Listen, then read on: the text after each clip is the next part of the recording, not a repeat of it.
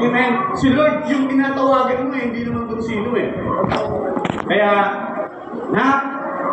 napakaganda. Sa ibigin ng ating Panginoon, bagamat tayo'y makasalanan, bagamat araw-araw natin o madalas natin ipinapako ulit ang ating Panginoon dahil doon sa mga kasalanan natin. Amen. Lagi na manalangin sa pagsasabi. Sinasabi niya, forgive them. Father, forgive them. Amen. Okay na. Oo, kaya pa. Second, isipin niyo po, ano dun kayo, nakapako sa krus ng Kalbaryo, 6 hours. Ito lang yung nasabi niyo dito. Amen. Yung iba, di ba, kapag nangalay na, manggatal ko.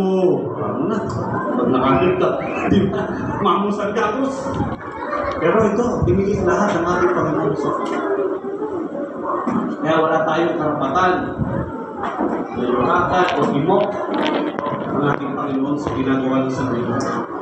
Kung mo ba ginagawa nila, gagawin mo na.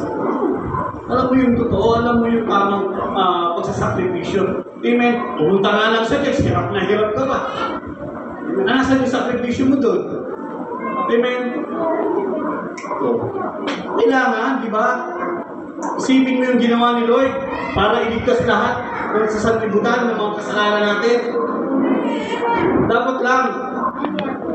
Kaya huwag na tayong pakikisa doon. Umiwas na tayo doon. Hayaan mo lang sila. Doon sila masaya. Pero tayo, alam natin na ang Diyos, nagawa niya na yan, hindi na kailangan gawin niya na sila. Pangalawa, today, you will be with me. Ang sabi ng Luke 23:43. Yan ang basahin. Pinamagatang the salvation. Kalain mo, nakapako na sa krus ng Kalbaryo ang ating Panginoon Jesus, nakapagligtas pa siya. Sino ba yung usually nagliligtas sa ating Panginoon? Amen.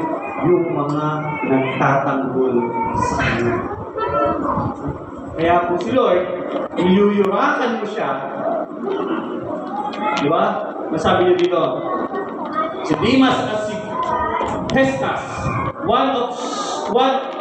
dalawang thieves, support Jesus innocent and ask Him to remember Him. He came into the kingdom. Nabi ng sagot niya na ako, Panginoon, alalahanin mo ako at isama mo ako. Nasabi ba natin sa ating Panginoon? Amen. Kapag nakagawa tayo ng pagkakasala, Lord, patawarin mo ako.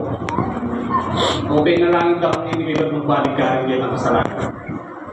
Amen. O yun yung iba, natanggap na nila yung kanilang regalo na mula sa Diyos, sinasayang pa nila. Amen. Pinagpapalit pa nila doon sa sanlibutan. Hindi man lang nila protektahan yung ibinigay ng Diyos para sa kanila. Amen. Kaya tinatalikuran nila yung una nilang pag-ibig. Tapos hihingi ka ng tawad. Kaya nga siguro kasi limited eh.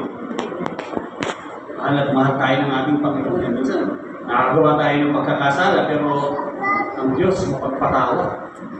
Pero tandaan mo, meron at meron ang Diyos na limit. Kapag yun yung naranasan natin, salamat na lang tayo. Kung dadanasin na natin dito sa lupa, yung mga sakit na ginawa natin sa kasalanan, kaysa danasin natin sa impyerno. Salvation, sabi ng pangalawa, kaligtasan. Na pagkamat, nasa krus siya ng Kalbaryo, nasabi ko sa iyo, ngayon para sarap, no? Amen. Instant. Amen. Anong ginawa niya? Pinagtanggol niya si Lord. Hindi niya siniraan. Amen. Hindi niya niyurakan. Hindi niya minok. Amen. Pinagtanggol niya. Ilang beses ba natin tinatalikuran si Jesus? Ang sabi nga niya, di ba? Ilang beses ba natin nagkakasala tayo sa ating Panginoon? Ang sabi ko sa piling natin kanina, ni Brother Edwin. Totoo, Brother Edwin, sabi ko. Minsan, magkakasala tayo. Hindi tayo perfectong tao sa akin. Pero sabi ko sa akin yan, mamusong ka na sa anak ng tao, wag lang sa Espiritu Santo. Amen. Kapag Espiritu Santo na yan, wala ka nang magiging napayapaan. Natutuwa ka na may sinisiraan ka. Amen. Totoo hindi? Amen. Natutuwa ka. Wala na yung Espiritu ng Diyos sa'yo eh. Amen. Hindi mo na wala ka nang pakialam. Basta ikaw, masaya ka. Nasira mo sila, ano mo sila. Diba? Amen. Na-traitor mo yung pastor mo. Amen. Asan ba? Wala. But this is ang magdamag. Although nagnanakaw siya, pero pinagtanggol niya si Lord. Pinagtanggol niya. Sarap siguro, no? Na, halimbawa, ikaw, si Brother Alvin.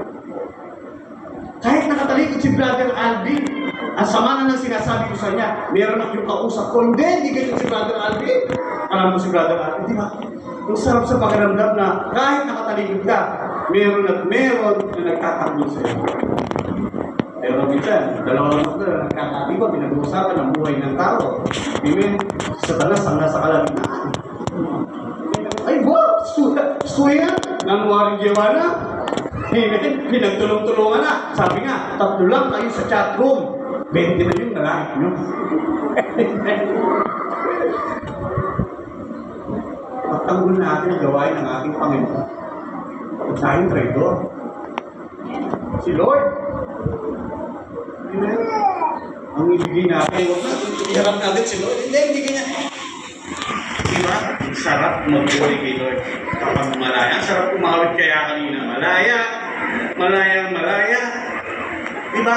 Hindi mo mai-enjoy ang awitin ng ating Panginoon. Hindi mo talaga mararamdaman ng Espiritu ng Diyos kapag mayroong bigat yan.